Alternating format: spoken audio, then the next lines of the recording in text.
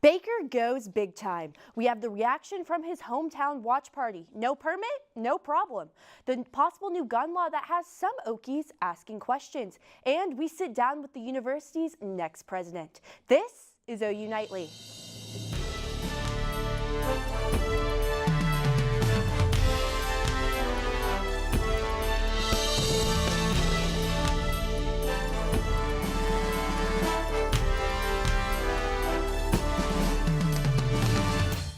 Thanks for joining OU Nightly. I'm Caitlin Howard. And I'm Cheyenne Plummer. OU's very own Heisman Trophy winner is living the dream today after being selected #1 in the NFL Draft.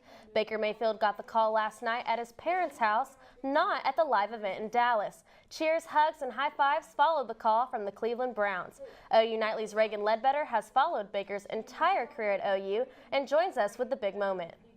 Oh, what a night it was in Baker Mayfield's household down in Austin, Texas. The draft was last night in Dallas, and it did not take long to hear Baker's name. Select Baker Mayfield. Wow. From walk-on to Heisman winner to top pick in the NFL draft, the 23-year-old is no stranger to adversity and now is faced with another challenge, turning around the 0-16 Cleveland Browns. Now Sooner Nation has to support a player wearing orange. But coming up in just 15 minutes on Big Friday Sports, you'll get to hear exactly what Baker had to say about his new home. Thanks, Reagan. Some members of the Oklahoma Education Association are ready to take action against their own leaders. The move comes after the 2-week-long teacher walkout earlier this month. According to a social media post, OEA delegates are circulating a petition to impeach President Alicia Priest and the vice president. Many teachers say they are upset about the way the walkout was ended by the OEA.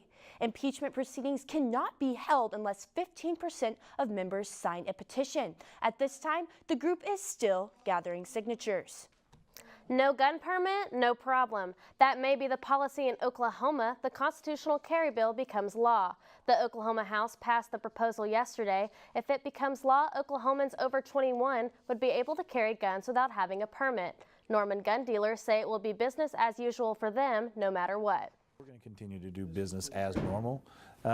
You may see some people choose an alternative to getting a concealed carry, but I don't think it really will have as much of effect as people like to say, as people would think there is. The bill still needs to be heard by the Senate. It is a history-making day in Korea. Brooke Mirsky is following this developing story from the News Center. Brooke? Yes, North and South Korean leaders are undergoing processes to denuclearize the Korean peninsula and formally end the Korean War. Moon Jae-in and Kim Jong-un met yesterday for the first time in 10 years to sign the Panmunjom Declaration for Peace, Prosperity, and Unification. This peace declaration finalizes denuclearization between the two countries. It also promises for Kim and Moon to bring an end to formal conflict. Although there are high hopes for an official end to the Korean War, after 65 years of hostility, any final peace deal requires cooperation from both China and the United States. And in our nation's capital, the House chaplain is stepping down, but no one seems to know why. Father Pat Conroy handed in his resignation, some say, at the request of House Speaker Paul Ryan. Let us pray. Dear God, we give you thanks for giving us another day. Spent nearly 7 years praying before House sessions. House members confronted Speaker Ryan about the cause of Conroy's resignation, and Ryan simply stated that Conroy was not giving good counsel. And Prince William and Kate have decided to name their third child, Louis Arthur Charles, after the late uncle of Queen Elizabeth's husband. Thank you, Brooke. Still ahead on OU Nightly. The OU baseball team is in Stillwater for Bedlam. Plus, after the break, OU's next president, James Gallagly, joins us for a live interview. We'll talk to him about how he is preparing to take over the state's flagship university. Stay with us.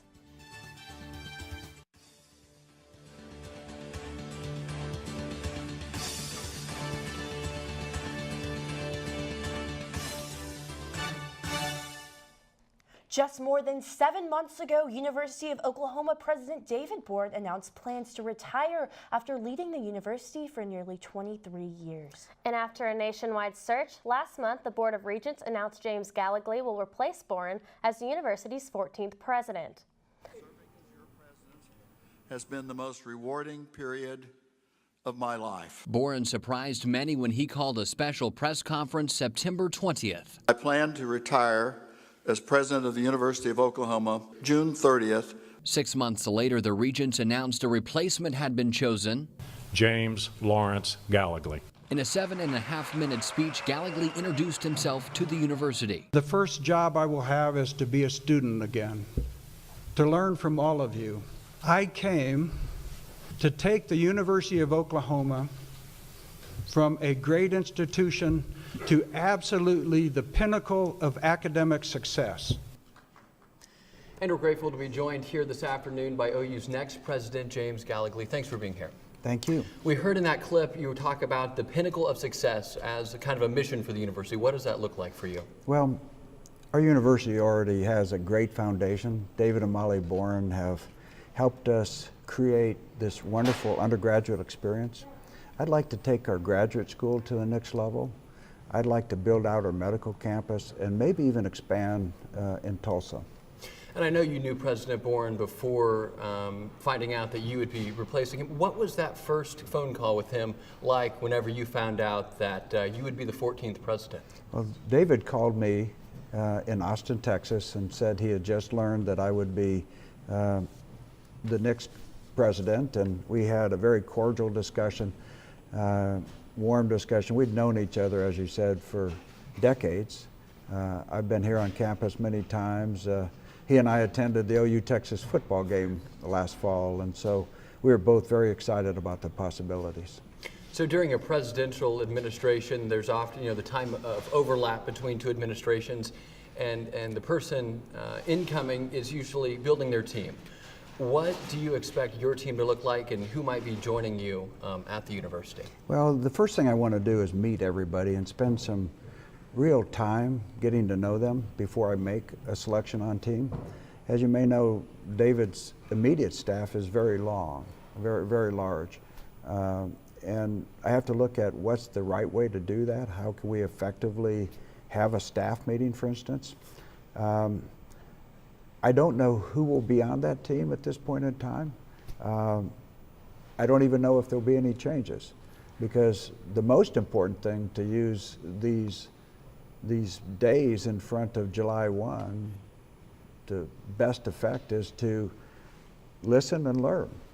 Meet the people, discuss what they're doing, and that's exactly how I spend each day. And what has that been like? Have you learned anything maybe that surprised you over this time period? Many things.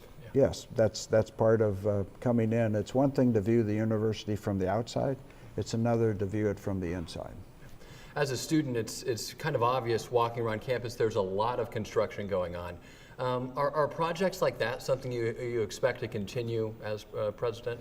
Well, we have to look at that very closely because we have had a lot of new construction.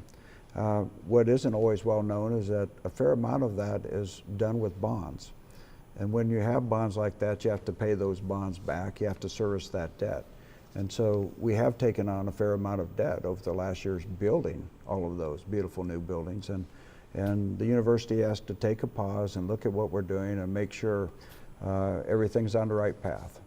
And in your background in business, you've been successful with turning companies around and making them successful. In an interview recently with the Tulsa World, President Boren described the university's financial situation as standing on the edge of a cliff with dwindling state funds. Is that an assessment you agree with? No, I think what he was referring to is how the state funds the University of Oklahoma. And obviously with the teacher strike, we shouldn't depend on the state to solve any problems we may have. We should look internally, be efficient, spend our money as wisely as possible. But we're not on a fiscal cliff, no. Okay. All right. Well, thank you for your time, President Gallagly. We appreciate it. Thank you. And Gallagly will take over as the 14th president of the University of Oklahoma on July 1st. Caitlin, Cheyenne, back to you. Thank you, Storm. Still ahead on OU Nightly. Downtown Norman is rocking with a local favorite tradition. And Brian, what's the weather look like for this weekend? You know, it's been beautiful today. We're going to continue to see that into the weekend. That's good news, but we have some springtime severe weather right around the corner. I'll have more coming up next. Well, the weather outside has been absolutely beautiful this Friday. I hope you've been able to get out and enjoy it. I'm Brian Briggs here with your weather today. Here's those temperatures across the state. You could not have asked for a better day. 72 degrees here, 70s across the whole state, and we've had sunny skies, beautiful springtime weather, and we're going to continue to see that into the weekend, which is good news. But come next week, we have some big changes heading into the Southern Plains region and Oklahoma as we have multiple rounds of severe weather expected. We have a very strong jet stream over our area that's going to provide upper level support. Couple that with moisture that's coming in off the Gulf. We're going to see those two ingredients combined to create a lot of severe thunderstorms across the area of the Southern Plains up into Kansas and Nebraska heading into next week. So let's get into that timeline for next week. For Monday's risk, we are seeing it mainly out in western Oklahoma, out in the Texas Panhandle, up through western Kansas into western Nebraska. Not really doing much for Norman. However, Tuesday gets a little bit closer to us. We see it up in northwest Oklahoma, mainly for Kansas though. And that's a relatively low end risk for Tuesday. But then come Wednesday looks like it's going to be the busiest day. We're going to see we have an enhanced risk for severe weather. This is actually the SPC's outlook, and we got to just keep looking out for the weather for next week, as we could be dealing with a lot of severe weather. So tonight it's going to be a little bit chilly, 49 degrees here in Norman, but the evening will be mild. Those winds will be light at 5 to 10 miles an hour, and if you are planning on heading out to the Norman Music Festival, it'll be nice. We'll see 60s, and it will cool off rather quickly with those clear skies. Tomorrow, another nice day. We're seeing it actually warmer than today, 78 degrees here. We're going to see a little bit warmer out towards the west, as that dry line will keep it a little bit warm for them. So beautiful weekend. Get outside and enjoy it, because next week it's going to be rainy and stormy. Looks like Norman's best chance for that severe weather is going to be Wednesday. We'll see some thunderstorms continue into Thursday, but it doesn't look like the risk for severe weather is going to be all that high for Thursday. And then we kind of balance out towards the end of next week. So, if you are planning on heading out to the festival, it's going to be nice, really, really nice weather. Yeah, I'm going tonight, so I'm glad to hear that the weather's going to be pretty good to enjoy music too. Oh yeah, that's awesome. You can get out and just relax and have some, free time and nice weather. Yeah, definitely. Instead of the kind of yo-yoing that we have been doing with the cold and the super cold warm. and and now severe weather. Thank goodness it's holding off until next week. Mm-hmm. Awesome. And music and people filled Norman's Main Street last night for the first day of the Norman Music Festival. Bars and restaurants hosted bands, and some even played on the streets. The party lasts until 2 in the morning, when the last performer wraps up their set. Some performers live in Norman, but the lineup includes artists from across the country. I mean, it's nice to be on a lineup with some band that might blow up. Like, you could say, hey, I played in the same festival as them. Being from Norman, I grew up going to, and now I play it every year. The festival continues tonight and goes through tomorrow night. It's free to the public. And like I was telling Brian, I'm going tonight, and I'm really excited to hear some good music. I wish I could. I have to work, but I hear it's going to be really I'll be awesome. sure to send you some videos. Okay, thank you. Thanks for watching OU Nightly this Friday night. Big Friday Sports is up next. Our sports team has the inside scoop on what's happening in the world of sports. Kenneth Adair is here with more. Thank you, guys. Today on Big Friday Sports, more Sooners are playing the waiting game as round 2 of the NFL Draft starts tonight. Plus, we'll preview the Thunder's big game tonight. Get ready, because sports is coming.